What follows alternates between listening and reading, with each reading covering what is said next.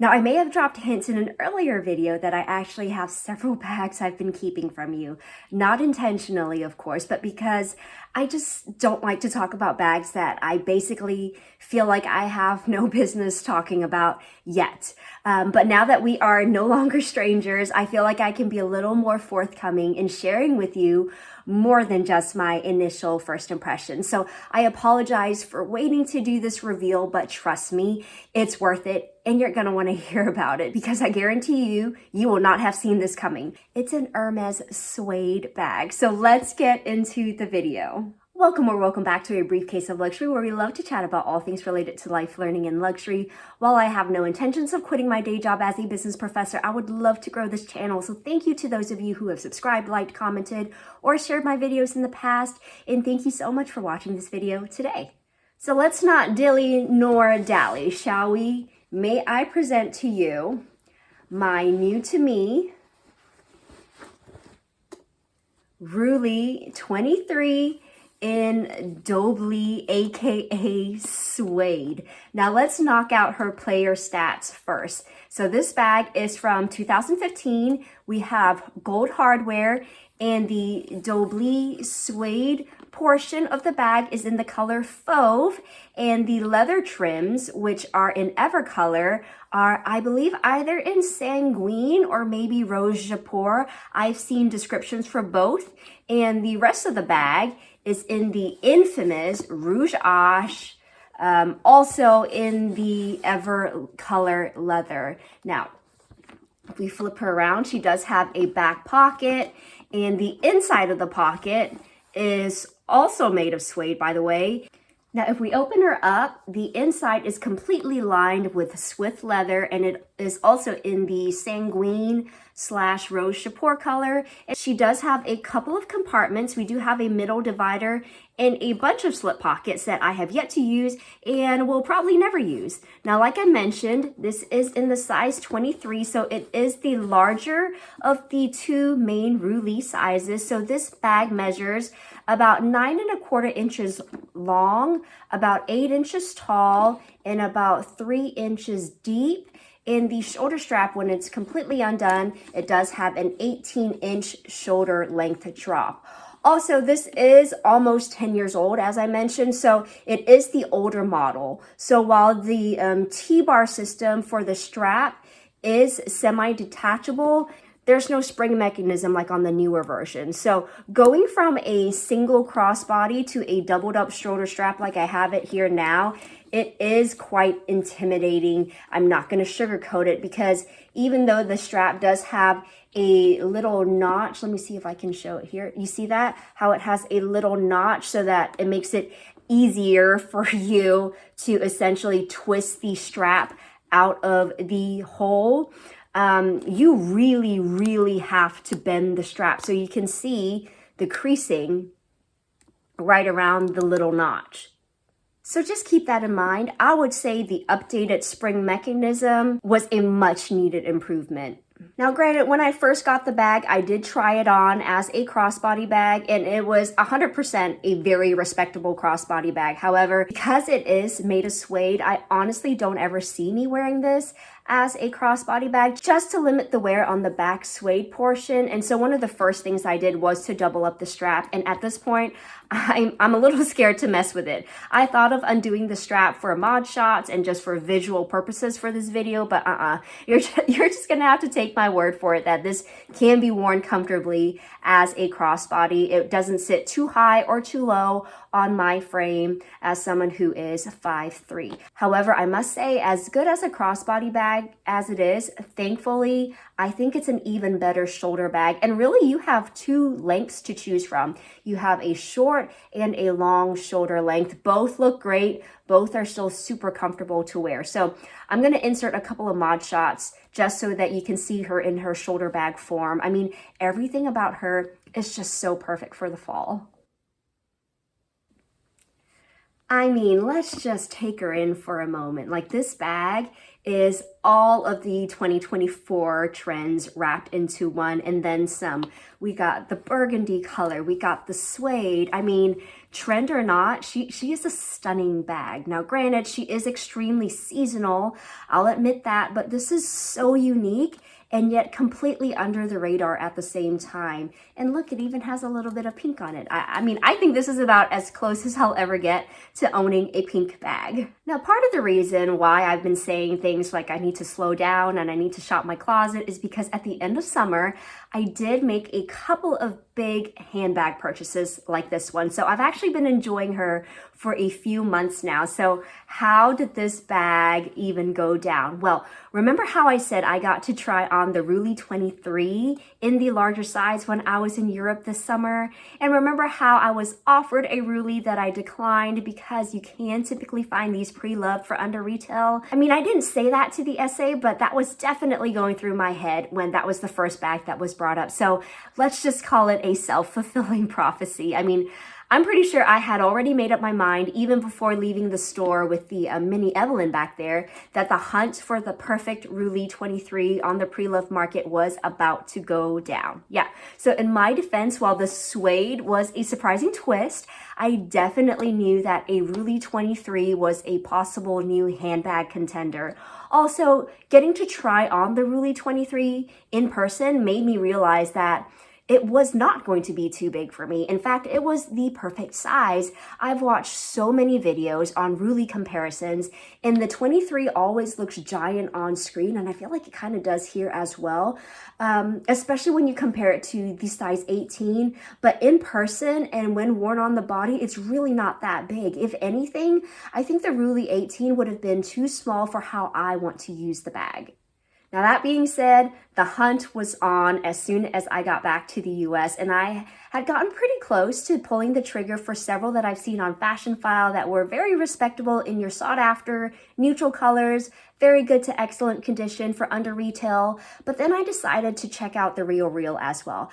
I had limited my initial search to just Fashion File just because I don't have to pay taxes for Fashion File and they do offer free shipping, but I had forgotten that I did have store credit with the Real from selling a few pilly things. And with the store credit, I only paid about $3,700 for this bag, tax and shipping inclusive. Now keep in mind the Roulis 23 retails for about $8,500 in the US last I checked. Let me know if that sounds about right. And I can only imagine that any Doblis version of any bag is going to be more expensive when bought from the boutique. Now, obviously, this is a discontinued model. I don't think they're making the Roulis 23 in suede anymore. Let me know if you know. And also, I know suede can be a really scary material to buy online, especially pre-loved. Now, this bag was listed in very good condition, which I mean, honestly, I feel like I have seen excellent bags on Fashion File and other sites that were in worse condition than this. The wear on this bag is so minimal, like there's no balding or discoloration of the suede anywhere. Like I said, at the price I paid, considering that this was an Hermes suede bag, I expected it to look a little worse for wear. So I was honestly a little shocked when I first unboxed this and saw how good of a condition it was actually in. But even before I decided to pull the trigger, sorry, I'm all over the place today. Like when I saw this bag, I just immediately felt that tug, that pull towards it. I never thought I would consider a suede bag, let alone an Hermes suede bag. So I basically talked this over with my husband and his logic made sense. Like, why get a Roulis in a regular leather when you can get something a little more exceptional for around the same price? Plus, then he asked, would I consider an Hermes suede bag in any other design? I think that second question just nailed it for me because I did start researching if there were potentially any other suede Hermes bags I would consider. And honestly, the Roulis in my mind is the top contender for the suede material. So hear me out. I think what really helps is that the Roulis style, it's not full on suede. So there's not going to be any corner balding or anything like that compared to, let's say, a suede Birkin or a suede Constance. And on top of that, I even feel like the leather trim all around the back, that helps to keep the back suede panel in better condition as well, because it's not going to be full on rubbing on your clothes, you know? So yeah, we spent some time looking at this bag and comparing it to the regular Roulis. And yeah, my husband was like, why are we still even having this conversation? Like, this is so much more visually interesting with the tricolor and the texture. And this is so different from anything else I currently have in my collection. So yeah, he didn't have to tell me twice. And I agree. Now that I've had her for a few months, she truly is exceptional to look at. And plus, oh my gosh, the suede. It is so velvety and plush. Sorry, I just keep petting it. I guess I just didn't expect the suede to be so soft, just because I had literally just tried on a Roulis in the store, and granted that was a newer bag in a regular leather, so the flap wasn't stiff or anything like that, but it was nothing compared to this, which was such a pleasant surprise, because I know a lot of people find the Roulis 23 to be too big and bulky, but in suede, it's a lot softer and squishier and more malleable than you would expect. Like, it just molds to your body even as a short shoulder bag. Like, it just doesn't stick out as much as you would think it would. See that?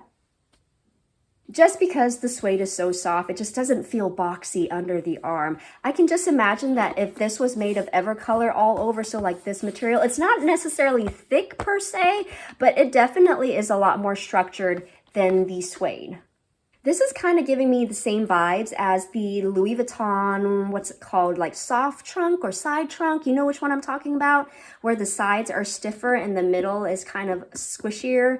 That's the effect this suede is giving me. Also, I want you to see how much I can actually stuff in this bag. It's absolutely insane. I mean, I'm not going to stuff it, but I do like that I don't have to compromise. Like, I'm more and more becoming a fan of this type of medium-sized bag, or I suppose I already have enough mini bags to get me through any type of mini bag situation I might find myself in, but this is like the perfect everyday size for all occasions, not just running a quick errand and only needing your bare essentials. Again, there's zero need to compromise or play Tetris. Like, you want to bring an umbrella, a packable bag, sunglasses, not a problem at all. Everything fits so comfortably in here. I'm just amazed. Again, I think it's partly the material of the bag. If it was a thicker, stiffer leather, I don't think it would have the same amount of give. And I honestly don't mind the center divider either. I feel like it gives it some reinforcement and organization. Plus, it's not like I have bigger, bulkier items than what these dividers can handle. Like, my bulkiest items would be my umbrella and sunglasses case, and they fit in one of the compartments just fine. Now, I've heard some people complain about the flap flying open with the Roulis, which, you know, I'm shaking this pretty hard and it's not coming out. So I haven't had that happen to me yet, but I'm not sure if it's because this is in the larger size, so the flap is bigger, the base is more stable, maybe that's why, or maybe the suede is giving it a little bit more grip to the hardware, so it's harder to slip out. Either way, just from my personal experience, I have yet to have my stuff spill out of this bag. Overall, I just find it extremely user-friendly. Now, finally, let's address the suede elephant in the room. Am I worried about the suede? I mean, yes and no. Yes, because there's a reason why I don't have other suede bags in my collection. I typically don't like buying seasonal only bags. And of course, suede is known to be temperamental. But no at the same time, because a suede brush like this is probably one of the best investments that you can make when it comes to owning suede anything, bags, shoes, etc. So my husband has this little brush that he bought from Amazon that he uses on his suede shoes, and I've just been brushing her down between wears like a prize dog, just to keep the fibers clean. So yes, I admit there's a bit of upkeep when it comes to any type of suede bag. I know my husband also uses a suede waterproofing spray on his suede products. I haven't done it with this bag yet because I wanted to come on here and ask if anyone has had any experience with the Hermes spa when it comes to suede bags. I'm under the impression that if you treat any Hermes leather bag, which in my mind that includes spraying this down with suede-friendly waterproofing spray, then they won't spa it. But at the same time, there's probably not a whole lot they can do for damaged suede anyway. So wouldn't it be better than just to try to protect it early on? Let me know if you know, because at this point I'm leaning towards taking matters into my own hand and giving it some early onset protection. Now, the main thing I would potentially be concerned about is color transfer, but considering I don't ever plan to wear her as a crossbody, it's never going to be rubbing on my jeans or anything like that. But as a shoulder bag, which unless I'm wearing a super saturated dark denim jacket or something like that, which I don't even have, then my guess is color transfer is going to be at minimum, if at all, just because it's not going to be constantly rubbing against my body. Like currently, at most, I've worn her with some sweaters, some hoodies. All of these are softer materials. So as of right now, we are doing great. There's no signs of wear on the suede, on the back. But like I said, I may go ahead and just waterproof it just so I can enjoy this as guilt-free as one can with any suede bag. Now, by the way, I've seen several of these suede Roulis since on various pre-loved sites, and there really are some beautiful colorways in the Roulis. So as I said, this is, in my humble opinion, probably the best suede bag from Hermes that you can get, only because of the design of it. It offers the suede a lot more protection, which means it's going to stay in better condition for longer. Now, that being said, I still prefer my pebbled grained leather. So this is probably going to be my one and done suede bag. Plus, I can't think of another suede bag that I would want more than this. So here's to hoping that we have a long, happy, healthy relationship together for years to come. Let me know if you have any questions, if there's anything that I forgot to address. And as always, if you enjoyed this video, please don't forget to like, subscribe, and hit that notification bell. And I'll see you next time.